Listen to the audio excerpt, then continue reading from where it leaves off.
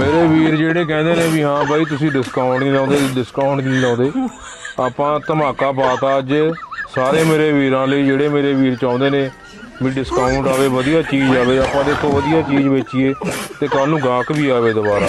ਆਪਾਂ ਉਹ ਗੱਲ ਨਹੀਂ ਕਰਨੀ ਹੈਗੀ ਵੀ ਇੱਕ ਵਾਰ ਬੰਦੇ ਨੂੰ ਚੇਪਤਾ ਜੀ ਹਾਂ ਰੇਟ ਚੇਪਤਾ ਤੇ ਦੁਬਾਰਾ ਬੰਦਾ ਆ ਕੇ ਆਪਣੇ ਡੇਗੀ ਨਾ ਚੜੇ ਅੱਗ ਤੇ ਫਟ ਗਿਆ ਹੋਏ ਬਾਈ।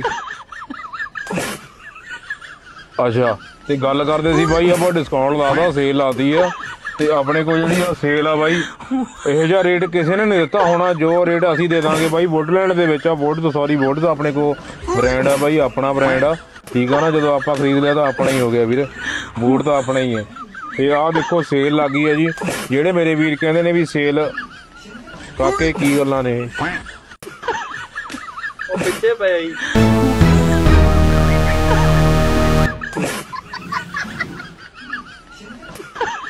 Yeah.